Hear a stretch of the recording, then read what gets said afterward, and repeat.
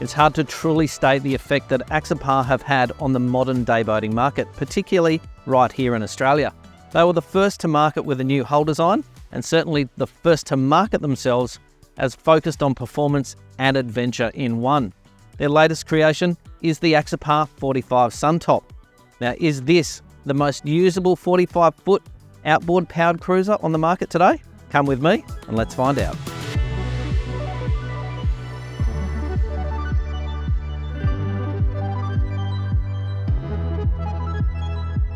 Step onto this boat and take one quick look around and you can see that the focus is about adventure. You've got wide open spaces, plenty of room to move. You've also conveniently got a triple roof rack on the roof of the boat. And that's convenient for things like stand-up paddle boards and also tubes. It keeps them out of the way, but also well within reach. With a beam of 4.1 metres, moving around this boat is made extremely easy with these nice, convenient and wide walkways. You've also got a very high gunnel here, and that adds to the safety aspect when you've got lots of people on board. It is very easy to move from the bow all the way to the stern, or the other way around. When you're talking about maximising the usability of your boat, the entire footprint of the Axopar 45 is open for business. You can sit on this sun pad at the bow here, relax, move from bay to bay, get the wind in the hair, or you could moor up, put yourself here for the afternoon. You could easily fit 2, possibly 3 people, sit down and enjoy a glass of wine. The perfect place to watch the sunset. I absolutely love this aft cockpit area. It's so wide and open. I can't think of a design that would allow me to do all the things that I'd love to do that's better than this. Snorkeling, diving, water skiing, towing inflatables, you could do it all here. Slip into the water, have a swim. This is the perfect place to do all of the things that Australians love to do. There is an optional water sports tower that stretches over these outboards as well. That will make towing inflatables and certainly wakeboarding much easier. And then in front of that, you've got this beautiful aft lounge, storage either side of a fantastic ice bucket in the middle, and that's perfect for your afternoon rosé. The other options for this cockpit area are U-shaped seating, which gives you plenty more space to sit back and relax. Or if you're into overnighting and want to have more space for potentially guests, you could add the aft cabin, which has a fantastic sun pad on top. Either way you go, there's plenty of room for all of your guests. When it comes to sitting down and enjoying each other's company, this is the place to do that. You've got a fantastic folding table sandwiched between 2 massive bench seats. And if that's not enough room for you and your guests in true Axopar style, they've thought of that and they've got drop-down bench seating located in either side of the gunnel. And that gives you plenty of room to get all of your guests together in one convenient spot. No longer do you have to have your guests spread across the boat, as you often do in different styles of boats. They can be all here and enjoying in the conversation. The beauty of these alfresco balconies is that either you can sit facing the action or you can sit facing the water. I know which one I'd prefer, and it's definitely facing that way.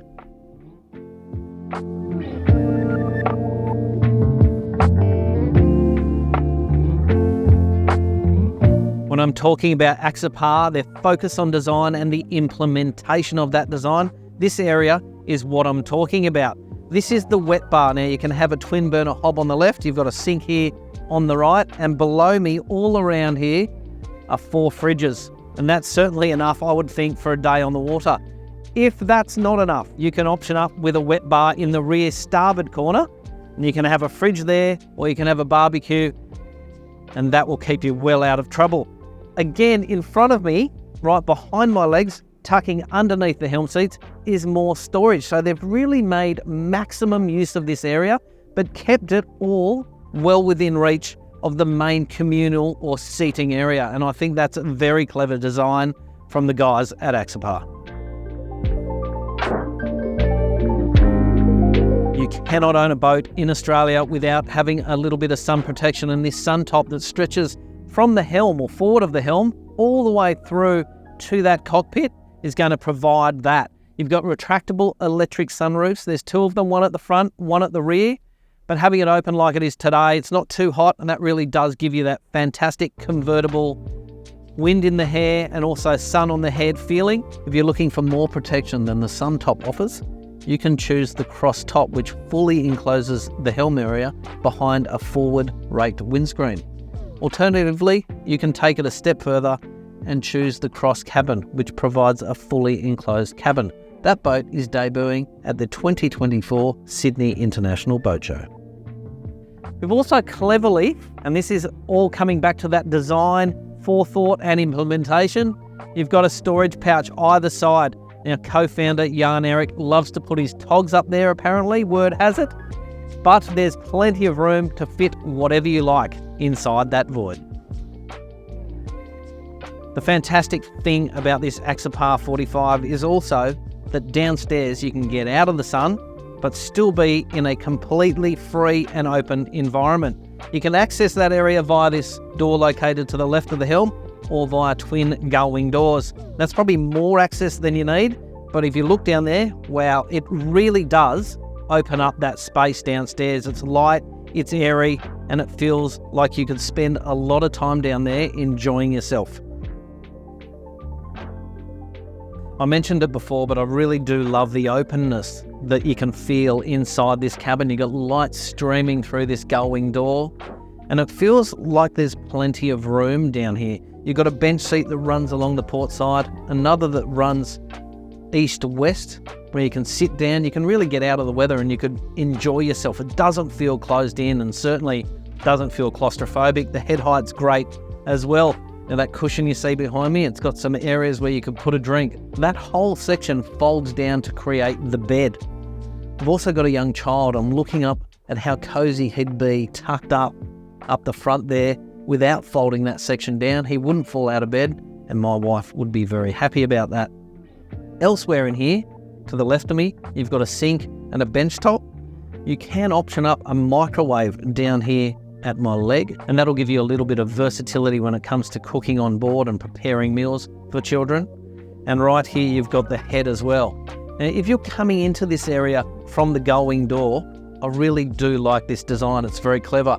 You've got a fold-out step, and that fold-out step blends seamlessly with the interior design of this cabin. It really is a well-executed space. For convenience, the head or the toilet is located on the starboard side in the back corner of this downstairs cabin. Doesn't impinge on the space really at all, and it is a nice little design inside. You've got a toilet and also a shower as well. That'll get you out of trouble for a weekend aboard, but also keep your guests happy when they're spending time enjoying the sun on a day out on the water.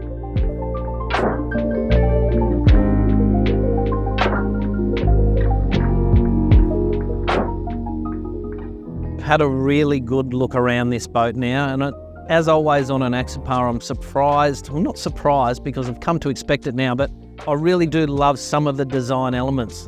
Before I get a drive of the boat though, we're going to sit down here with Peter from E-Yachts and have a chat about that design ethos that goes into these boats and where it comes from. So, I mean, to me, if I think about the day boat market, particularly in Australia, and as I mentioned earlier, it really did set the scene for the market. So how long have they been producing boats now? Well, exactly. They started in 2014. We started at 2015. So at that time, they were building about 80 to 100 boats. And the 28 was the one model in an open, a T-top and a cabin. Surprising to us, the cabin was the biggest seller. And look, they've entered different markets, basically probably taken a lot of the inflatable boat market. So around 10%, between 5 and 10% of our boats have been used as chase boats. And so it's a combination, and I guess that's the sporty design, the feel that they have, and their reputation has probably built on that handling. And that's something that Axopar have done very well with, using Jaco Jamson for the 10 years. And really he's exclusive to Axopar. He doesn't really do any other production boats. And looking at this specific boat, I mean, obviously I thought, the 37, a fantastic boat, great boat to drive. I thought that was enough, but stepping on here, maybe a bigger Axopar is where it's at. What sort of market are looking at this sort of boat, and where do you see this being successful? Well, to start with, I mean, the first sale was made to a 37 owner, and including this one as well. So they were owners that had Axopar 37s in 2018. So they've had a nice 7 years that's with those boats. They didn't need to test run the 45, so they ordered off the plan. So our first 4 sales were done really from 37 owners. And then what we've seen just recently is that people that maybe are thinking about a bigger boat, whether it's 50, 60 feet, whether it's European or Australian made, they're not really sleeping on board or using it the way they thought. And either the 37 or the 45 is the perfect boat. Low maintenance, easy handling, and this is what probably is going to be our 50% of our market, and possibly the inflatable boat market in the big ribs, especially in WA.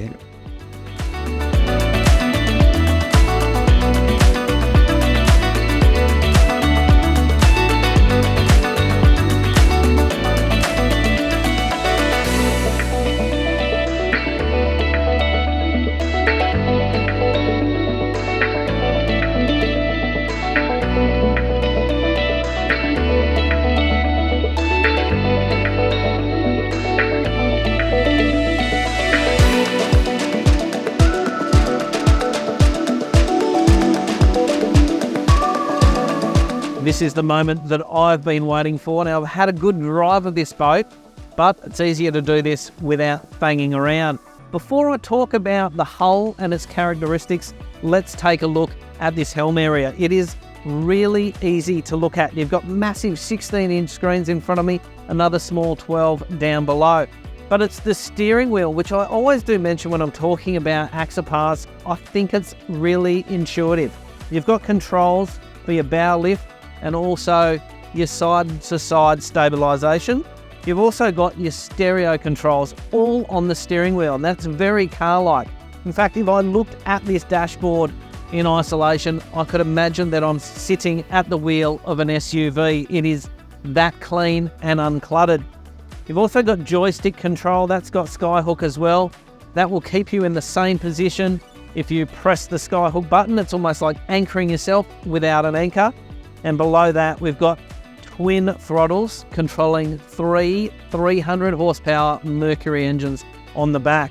Now already, having had a drive, I've pushed those down and this boat has launched onto the plane. Now for a big boat, 45 foot, it is incredibly quick to get onto the plane.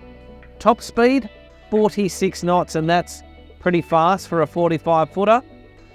But a cruising speed around that high 20s is more comfortable for all of the people on board, I'm sure.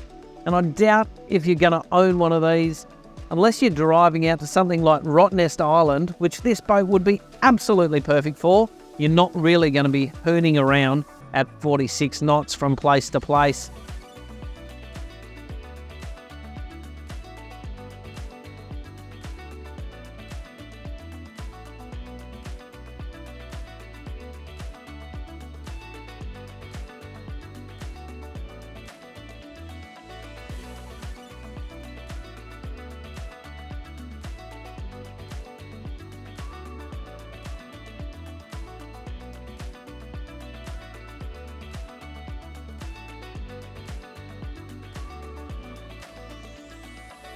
The hull, typical of any Axopar you get in. And I don't want to sound cliched when I talk about the performance, but it feels like a smaller boat than 45 foot. In fact, when I drove the 37, that felt like I was driving, say, a mid 20 foot boat. This boat feels like I'm driving something around 30. It is that good. The hull, twin step design like all Axopars, is incredibly adept at dealing with chop, but also dealing with oncoming waves. That sharp entry splits the wave nicely, and the boat really cruises over or through any chop. It is really smooth for a boat of this size. If you're into throwing a few turns down, this boat also turns exceptionally well. You throw it into a corner and it really holds on beautifully through that turn. You can apply more throttle if you want and really power out of that turn, and it gives you an amazing feeling. It beds over really beautifully on an angle, and it will just carve through a corner in a way that you wouldn't imagine a 45-foot boat might. All in all, a fantastic driving experience on board this boat. I can't fault it in any respect. Whether you're offshore, going up the coast or down the coast, or cruising in a more secluded or calmer waterway like this, it's going to do both brilliantly.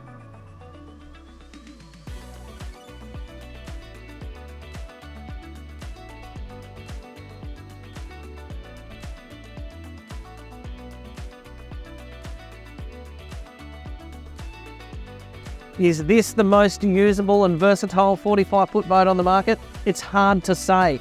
Everyone has a different opinion of what they need out of a boat. But for me, the way I would use a boat, this is it. This is the perfect boat for me. I can really enjoy water sports. I've got plenty of room, and it's a fantastic boat to drive. It is agile, it's nimble. It's just like any Axopar that you'll get aboard. They've all got that performance element to them. This boat though, perfect for anyone owning it on Sydney Harbour or the Gold Coast. Even WA, if you're going out to Rottnest Island, this is going to be the perfect boat to do it. You've got plenty of room to stretch out, but if you want to get everyone together in one central location, you can do that in that seating area in the middle of the boat. In fact, I can't think of a more enjoyable way to spend a day out on the water than with all of your friends or even just your family. You can fit them all on this boat, and that's what makes it, for me, so versatile. I'm Dom Wiseman for Club Marine TV. I'll see you on the water.